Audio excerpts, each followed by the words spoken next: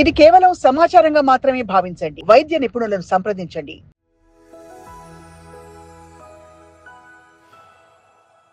What is bariatric surgery sir? It's a weight loss treatment కి వచ్చిన వాళ్ళకు కూడా చేయొచ్చా sir bariatric surgeries? Bariatric surgery can be done as low as from 18 years toward. Bariatric సర్జరీలో కూడా రకాలు ఉంటాయా అండి? రెండు విధాలుగా డివైడ్ చేస్తారండి. ఒకటి రెస్ట్రిక్టివ్, ఇంకొకటి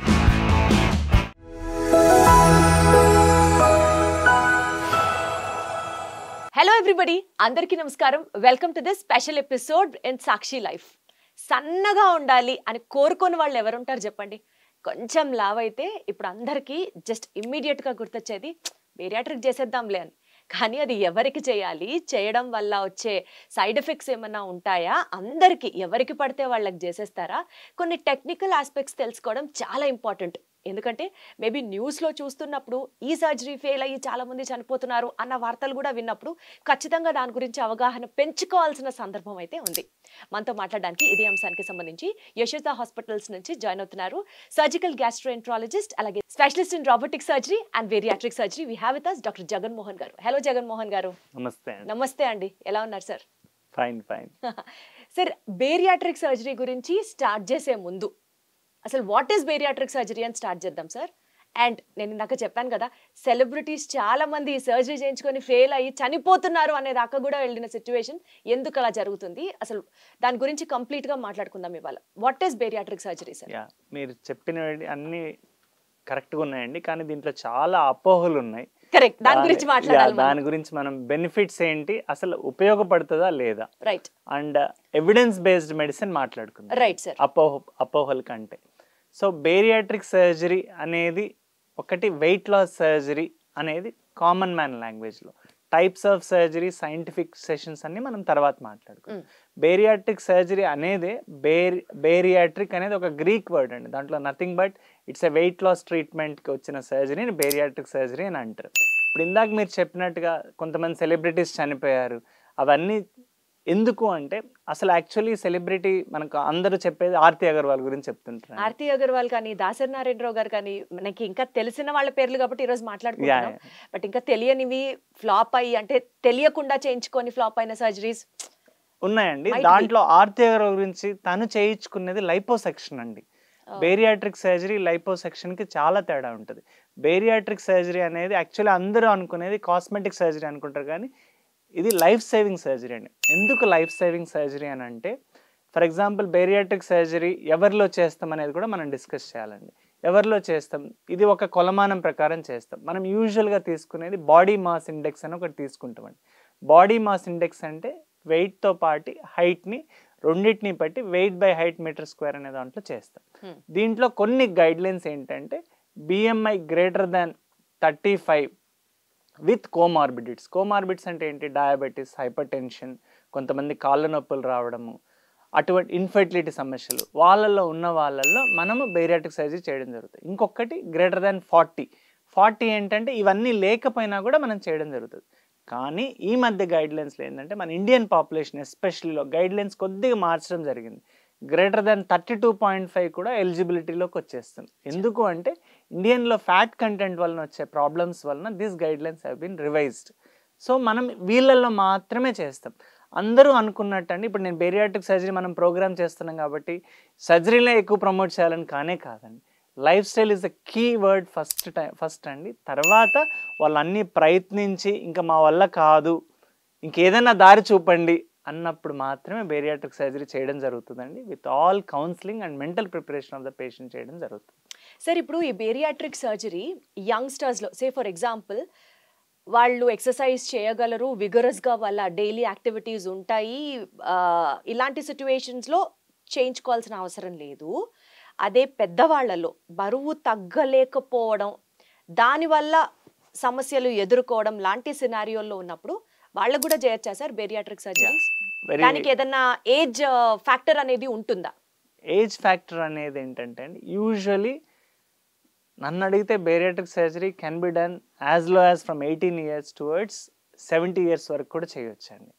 దీంట్లో ముఖ్యంగా మనం చెప్పదలుచుకుందంటే, ఎల్డర్లీ పీపుల్లో 65-70 నాకు ఇంకా బెటర్ క్వాలిటీ ఆఫ్ లైఫ్ కావాలనుకున్నప్పుడు ఎల్డర్లీ పీపుల్లో కూడా చేస్తే దేర్ లైఫ్ స్పాన్ చాలా ప్రొలాంగ్ అవుతుంది. కానీ paediatric setups, I mean especially below, ఇప్పుడు నిన్ననే ఒకరు వచ్చారండి నా దగ్గరికి, 12 years బాబు, 100 kilos ఉన్నారు. సో అటువంటి వాళ్ళకి కన్సిడరేషన్ అయితే చేయాలండి. బట్ చాలా సిండ్రోమ్స్ ఉంటాయి, దానికి ఎవాల్యుయేషన్ చేయాలి. Proper bariatric centres who specialized in it మాత్రమే చేయాలి. అపార్ట్ ఫ్రమ్ దట్ 18 to నేను చెప్పినట్టు 65 to 70 years మధ్యలో చేయొచ్చు. మీరు ఇందాక అడిగిన క్వశ్చన్, యంగ్స్టర్స్లో డైటింగ్ చేయడం, విగరస్ చేయడం అని డెఫినెట్గా those are very good things అండి. కాకపోతే దాంట్లో కూడా ఫర్ ఎగ్జాంపుల్ ఒక మనిషి even if is 21-22 years, if is 150 kilos 120 kilos ఉండేవాళ్ళు, BMI 35 పైన ఉండేవాళ్ళు అలా డైటింగ్ చేసి తగ్గుతాను సార్, విగరస్గా తగ్గుతానంటే యూజువల్గా తగ్గుతుంటారు, కానీ మళ్ళీ పెరుగుతుంటారు. 100 peopleలో 80 to 90 people again they will regain with all motivation. Some people, only few people can get over it. This is our usual clientele patients ఉండేవాళ్ళు. కానీ వీళ్ళల్లో కూడా ఏంటంటే మీరు అన్నట్టు లైఫ్ స్టైల్ ఫస్ట్ మనం చేంజ్ చేసుకోవాలనేది ఉండాలండి. బేరియాట్రిక్ సర్జరీ అనేది ఏంటంటే అందరూ అనుకుంటారు సర్జరీ చేసేస్తే తగ్గిపోతామని, కానీ డెడికేటెడ్ లైఫ్ స్టైల్ అనేది చాలా ఇంపార్టెంట్. ఇప్పుడు మనకుండే వెస్టర్నైజ్ లైఫ్ స్టైల్ మీరు చూసే ఉంటారు. జంక్ ఫుడ్ తినడం కానీ, బర్గర్స్, పిజ్జాస్ తినడం కానీ, ఇంకొకటి ఫోన్, స్విగ్గీ జొమాటోలో ఆర్డర్ చేసుకుంటే 5 నిమిషాల్లో వచ్చేయడం. స్విగ్గీ జొమాటో అనేదండి ఒక రెవల్యూషన్ అండి. దాని a revolution, it's a bad revolution if you ask. ఇప్పుడు మా ఇంట్లోనే తీసుకోండి, నేను అందరి గురించి చెప్పట్లేదు. రాగానే పిల్లలు అందరూ డిఫరెంట్ ఐటమ్స్ డిఫరెంట్ రెస్టారెంట్స్ నుంచి ఆర్డర్స్ ఉంటాయి. అండ్ అందులో వాడే ఆయిల్ మీద మీకు కంట్రోల్ ఉండదు, వాడే ఇంగ్రీడియంట్స్ మీద మీకు కంట్రోల్ ఉండదు. డెఫినెట్లీ ఇప్పుడు నేను చెప్తున్నానండి, అట్లానే నేను కూడా అన్ని ఆపుకోలేము, కానీ I'm trying towards doing something better life style. Better life style అంటే మనకి ఒక బేసిక్ ఇన్స్టింక్ట్ అండి, మంచి ఫుడ్ ఉంది అంటే తినడం అనేది. సో ఇప్పుడు నా ముందర కూడా ఒక స్వీట్ పెట్టేస్తే తినేస్తాను. సో మనం ఏంటంటే wheel always try to have good habits. ఆ గుడ్ హ్యాబిట్స్ ఎలా వస్తాయి, ఫస్ట్ మీకు మీరు మోటివేట్ చేసుకొని హెల్దీ లైఫ్ స్టైల్ చేయాలి. హెల్దీ లైఫ్ స్టైల్ అంటే ఏం లేదండి, every 30 minutes of exercise is enough per day. దానికి మన బాడీకి మనమే టైం ఇచ్చుకుంటూ ఉంటే బెటర్ అవుతుంది. కానీ ఇవన్నీ చేసినా కూడా కొంతమందికి జెనెటిక్ ఫ్యాక్టర్స్ వలన they will not be able to reduce them. అక్కడ మనం ఈ బేరియాట్రిక్ సర్జరీ రోల్లోకి వస్తాం. అర్థమైంది సార్. సార్ ఇప్పుడు బేరియాట్రిక్ సర్జరీలో కూడా రకాలు ఉంటాయా అండి? అంటే టైప్స్ ఆఫ్ సర్జరీస్ ఉంటాయా?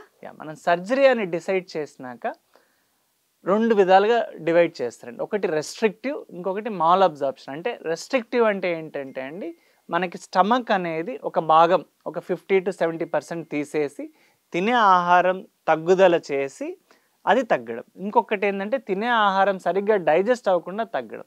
ఈ నామన్క్లేచర్ నేను చెప్పిన ఈ టైప్స్ ఆఫ్ సర్జరీ డివిజన్ ఒకప్పుడు ఉండేదండి. ఇప్పుడు మటుకు సైన్స్ ఎవాల్వ్ అయినాక నేర్చుకునేది ఏంటంటే, అందరూ ఏమనుకుంటారు, 4 ఇడ్లీలు తినేవాళ్ళు ఇప్పుడు 1 ఇడ్లీ తినేసి తగ్గిస్తున్నారు. కానీ యాక్చువల్ కాన్సెప్ట్ ఏంటంటే అండి, మీరు తినడం తగ్గడంతో పాటు మనకు రెలిన్ అనే హార్మోన్ ఉంటుందండి.